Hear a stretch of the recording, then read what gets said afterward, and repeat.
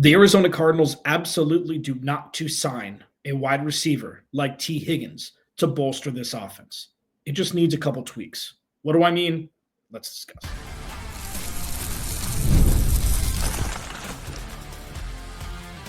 You are Locked On Cardinals, your daily Arizona Cardinals podcast. Part of the Locked On Podcast Network, your team every day.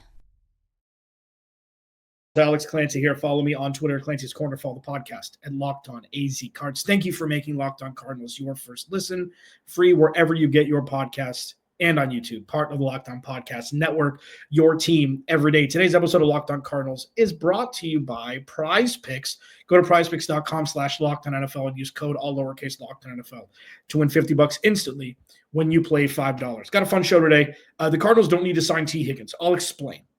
The no-fly zone, part 2, is back, and there's no drama. And it's interesting because it's something that is often overlooked and shouldn't be, especially over the last 10, 15 years in the Arizona Cardinals organization. There's some stories out about a different organization and a different quarterback who's on his third stop in the NFL. And drama follows him everywhere. I kind of want to bring it full circle and discuss, since Jonathan Gannon has come into town, there's been ups and downs. There's been questionable play calls. There's been questionable decisions made on fourth down. But there hasn't been a lot of drama.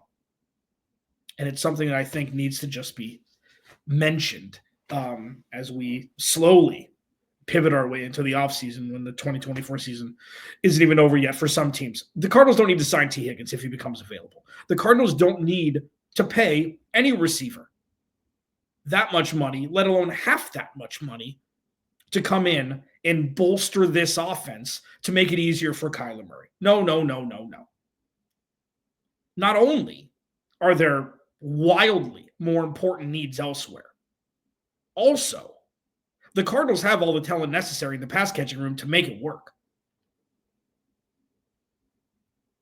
Now, let me take the first part.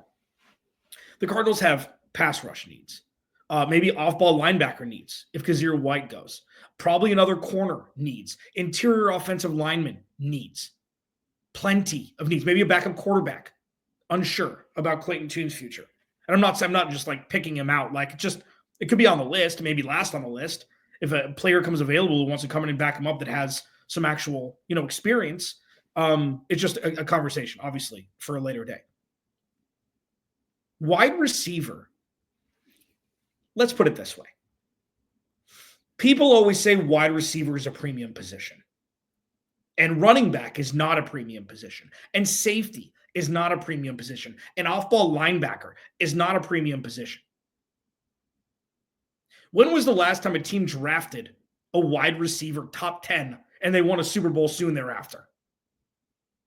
And it's to say, well, they drafted top 10, so their team wasn't great, so they drafted a wide receiver. That's fine. And that's not a knock at taking Marvin Harrison Jr. number 4 whatsoever at all. We're starting to see the evolution back, which is sometimes I say something smart. Sometimes. Twice a month, 3 times a month. Run the ball, play defense, win football games. That's why bringing Drew Petzing in, that's why Jonathan Gannon and the defensive mindset with Monty Osford filling in the cracks, talent-wise, could bear massive fruits for the Cardinals, okay? It doesn't have to be throw the ball 40 times. It doesn't have to be 4,000 total passing yards anymore. Do you remember every year it was, 5,000 passing yards used to be special when it was like Drew Brees, and that was it. Like Matthew Stafford, Eli Manning, I think, for 5,000 yards. Don't quote me on that. Close to it. But it was like, then it's like, how many? And then now the numbers have jettisoned. The numbers have plummeted, comparatively speaking, passing yards-wise. Maybe you don't need 6 wide receivers.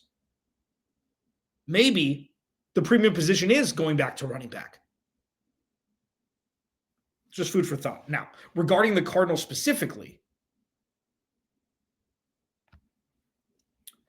this is why I'm so vehemently against. So say Tee Higgins does become available. The Bengals can never do anything right. So they're gonna mess it up somehow. I'm sure they're gonna give Jamar Chase the money, and then Tee Higgins is gonna want more. They're not gonna be able to give it to him, whatever it is.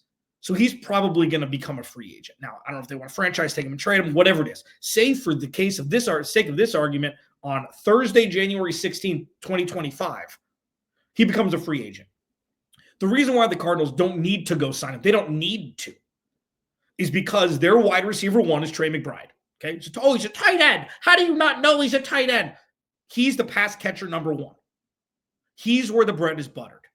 Okay, then Marvin Harrison Jr. will be the two. Now, if Marvin Harrison Jr. can supplant Trey McBride as the first option through his production and performance, we're going to be witnessing the Cardinals having a top 8 passing offense, top 7 passing offense. Trey McBride is going to be very, very difficult to circumvent regarding the attention that he deserves with targets. Okay, so say Marvis 2, just for the sake of the argument. In my humblest yet boisterous of opinions, Michael Wilson is a bona fide wide receiver too. When given opportunity, he has produced. When given opportunity, he has produced. He's given very little opportunity in the run first, run second, Trey McBride, Marvin Harrison Jr. package that the Cardinals currently have. It's going to be up to Drew Petzing this offseason to really start to iterate forward with a new grouping of play calls, especially go-to play calls. That's going to be on him because they have talented pass catchers. This isn't like I would take Michael Wilson over Christian Kirk, and I know their skill set's different. Michael Wilson's 6'3". Christian Kirk, I think, is like 5'10" or 5'11". Christian Kirk is faster. Michael Wilson catches everything. And just like I talk about with Marvin Harrison Jr. versus the sidelines, Marvin Harrison Jr. always wins. So does Michael Wilson. That's not something all wide receivers possess. The ability to balance and contort their body, make acrobatic catches, and still get 2 feet in before going out of bounds. That's something Michael Wilson has shown us in the small sample size. He's big. He's a big red zone threat. He's not a down the field threat due to sheer speed, but that's one of the more overrated attributes in wide receiver. Not everybody's Justin Jefferson. Not everybody's Jamar Chase, okay? The rest aren't that. And I think Michael Wilson is a bona fide wide receiver too. And in this world of the Arizona Cardinals, pass catcher number 3.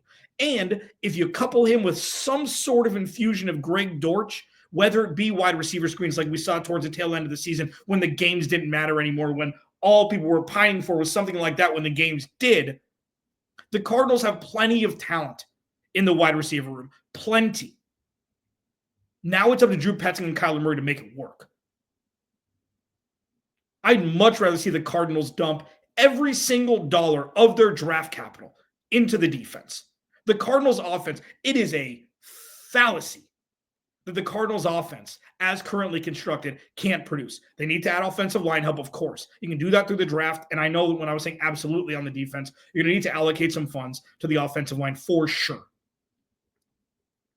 But this offense, skill position-wise, is ready to rock. It's ready to rock. You don't need to bring anybody else in. They couldn't even spread it out to Michael Wilson now, and this is not sure. Michael Wilson's not the fastest guy. The separation for the Cardinals hasn't been their strong suit. And in the scheme that Drew Petzing runs, it's unnecessary. These guys are so tall. He's not throwing the ball down the field anyways. It's short and intermediate routes with the, once in a blue moon down the field ball that rarely works.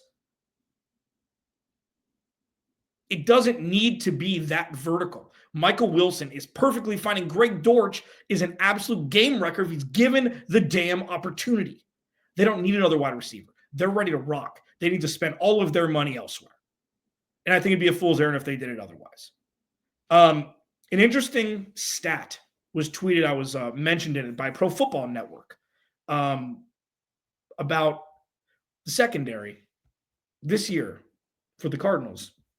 Puts things into perspective. We'll discuss it next. Locked On Cardinals, your team every day. This episode of Locked On Cardinals is brought to you by FanDuel. From the first whistle to the final drive, FanDuel makes the NFL playoffs even more exciting. Right now, new customers can bet $5 and get $300 in bonus bets if you win your first $5 bet. That's $300 to keep the action going. The FanDuel app is easy to navigate, and the variety of bets keeps every game exciting. Plus, when you win, you get paid instantly. No waiting around for your winnings. And whether you're betting on your favorite team or just looking to add some extra excitement to the playoffs, FanDuel has you covered. Just visit FanDuel.com to join today. Get started $300 in bonus bets. That's FanDuel.com. Make this playoff season unforgettable with FanDuel, an official sportsbook partner of the NFL. The Tee Higgins thing is just it's overkill. It's unnecessary, and I know that he'd be able to probably get more money elsewhere. It depends on if he wants to stay. I'm just saying, hypothetically speaking, an avatar that is a wide receiver that's making over $4 or $5 million a year, the Cardinals don't need it.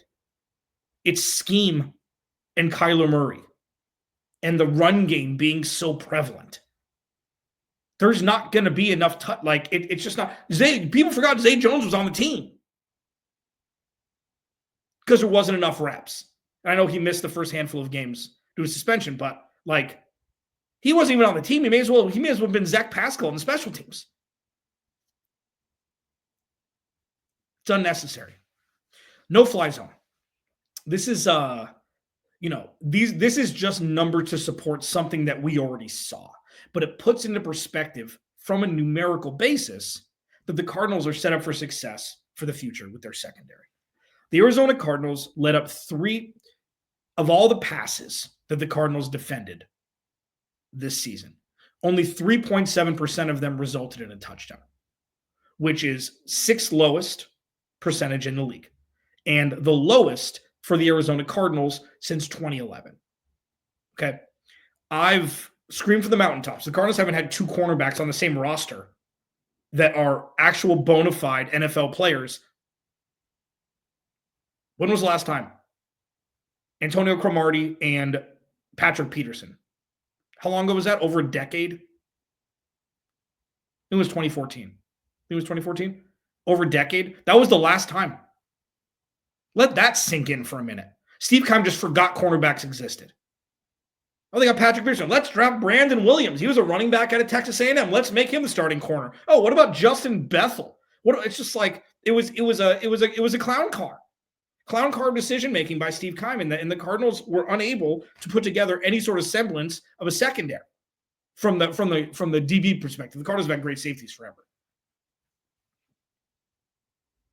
Garrett Williams, Max Melton, Sean Murphy-Bunting led the team in interceptions, so you got to give him his flowers for that.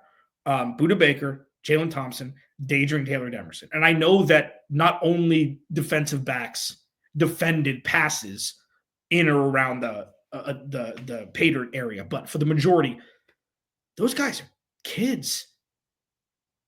They're young. I mean, even Budda Baker's not 30. And that's like the baseline. This is the beginning. And on top of all that, this is without any sort of semblance of a damn pass rush. So I know that I've talked about the production of the secondary without the pass rush and what it could be if they were to, in fact, add some talent on the defensive line and from the pass rush position, the edge position.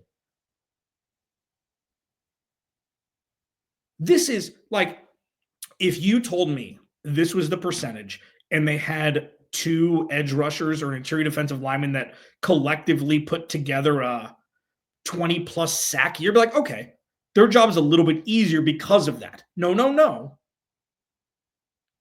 This is as close to masterful if you put together their age, the amount of reps that they've had not only together but at the NFL level, on top of the fact that the pass rush pretty much took the entire year off. If you can't get excited for that, I don't know why you like football.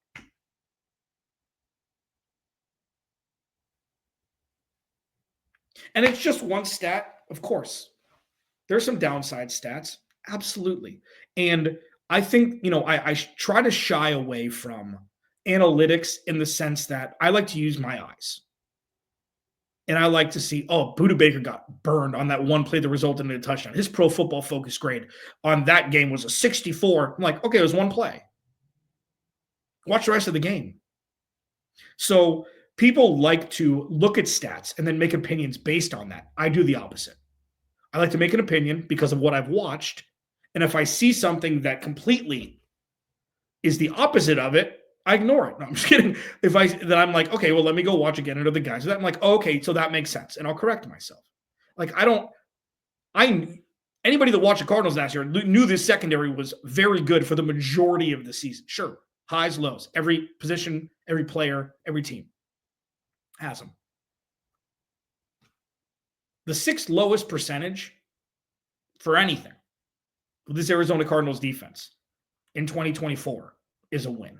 And the fact that it was a collective group that was led by Budda Baker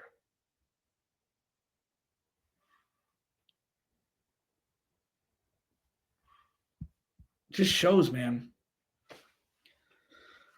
It's coming. It's coming. It doesn't matter what their schedule is next year.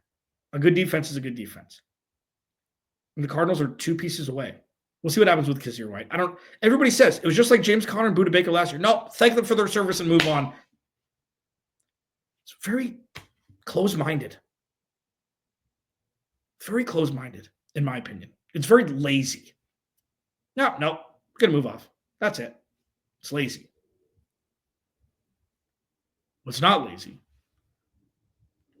is the effort this secondary put in last year without, again, any sort of semblance of a pass rush. So, no drama. What does it mean? What does it mean? I'm going to paint a picture for you, and I'm going to put it into perspective exactly how much weight it holds. Not only for this past season, for next year, but for every year that Jonathan Gannon is the head coach. Discuss it next. Locked On Cardinals, your team, every day. This episode of Locked On Cardinals is brought to you by our friends over at Rocket Money. Did Rocket Money help you find any subscriptions you forgot about or that you were paying for twice? Definitely happened to me. I had a few subscriptions I didn't even know I was still paying for. And Rocket Money made it so easy to track them all down. It's like having a personal assistant for your finances. Rocket Money is a personal finance app that helps find and cancel your unwanted subscriptions, monitor your spending, and helps lower your bills so you can grow your savings. It brings everything together in one place, whether it's subscriptions, your spending habits, or even the goals you want to hit that year. Rocket Money has over 5 million users and has saved a total of $500 million in canceled subscriptions, saving members up to $740 a year when using all the app's premium services. Cancel your unwanted subscriptions and reach your financial goals faster with Rocket Money. Go to rocketmoney.com/lockedonnfl today. That's rocketmoney.com/lockedon. rocketmoney.com/lockedon today. rocketmoney.com/lockedon.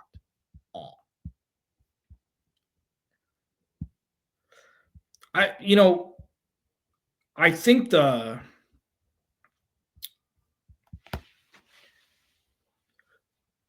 overall, the way the season ended, while expected once we saw that they were out of play after the Carolina loss, it stung. The Carolina loss was the worst one, in my opinion. It was the worst one. It wasn't Seattle twice. It wasn't anything. It wasn't after the bye. It was the Carolina one. Because that showed that they weren't ready for the big game, and they haven't been. I mean, they did have 3 come-from-behind wins, once against San Francisco early in the season, against Miami. So they've won very tough games this year. So it's not to say, they can't win a big game. They have. And you move the goalposts when the games get more important. The Cardinals laid an egg against Carolina. They laid an egg. And year 6, Kyler Murray, mumbles and grumbles. But this is the year that they're going to win. This is the year, guys. No, this is the year. This is all or nothing in 2025. Not Super Bowl or bust, but make the playoffs, win a playoff game, or we're going to be having different conversations. That's to say that everything goes to plan in the offseason with draft and everything, but there is one thing.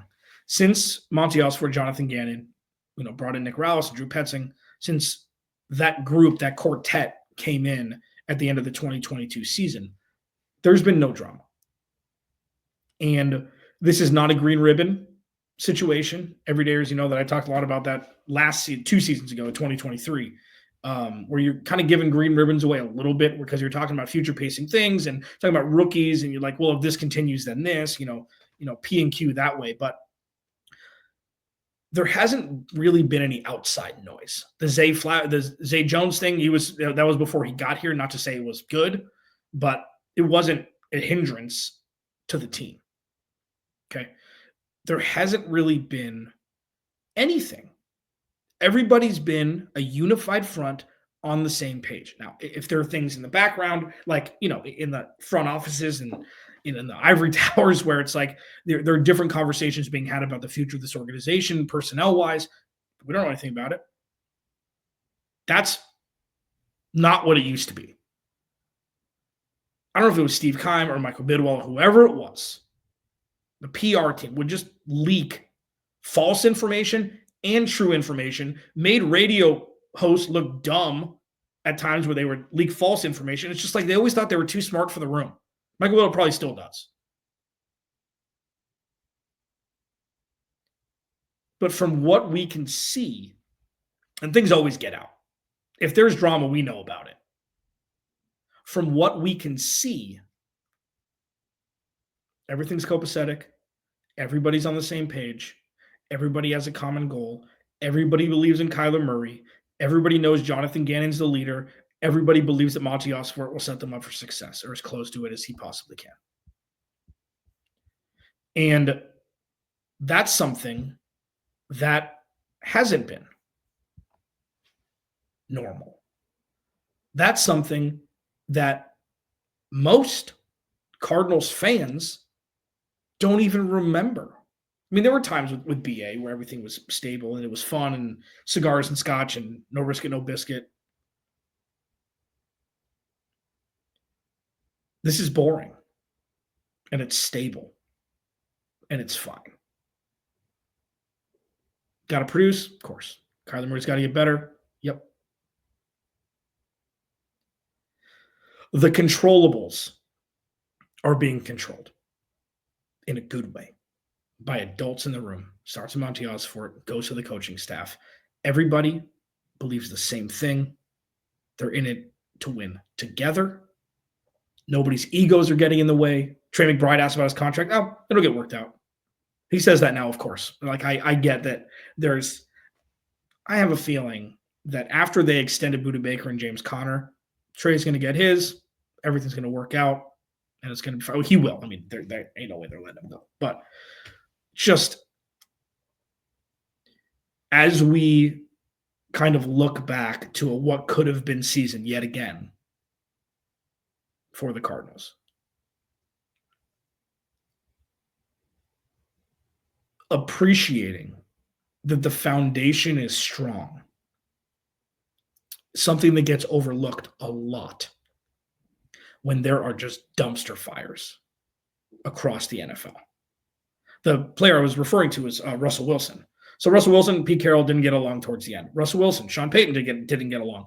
And then Russell Wilson, and now there's a report out that he and Arthur Smith in Pittsburgh didn't have the best working relationship. Kyler Murray and Jonathan Gannon and Monty Osfort, lockstep. And listen, maybe Kyler Murray's not the guy. Okay, I still don't think that, but maybe Kyler Murray's not the guy. I vehemently believe that, well, and they even said it, that Monty Osfort and Jonathan Gannon took this job for a large reason, being Kyler Murray. So, listen, like, it's not something that everybody wants to hear because they're not, it's not perfect, but it is stable. And that's something that can't be said for many, many versions of this Arizona Cardinals organization since their inception. So I just want to do a quick segment here. I feel like it's paying credit where credit is due. It is a fertile ground for growth. And that needed to be rebuilt from the desolate wasteland that it was. This offseason will be very telling. What we do know is they're going into this offseason with a stable mind, unified front, and one main goal that's collective, and nobody's better than anybody else. If there is sort of redeeming quality, any redeeming quality from this past season, it would be that. Locked On Cardinals, your team every day. Remember, without you, there is no me. I'll talk to you tomorrow.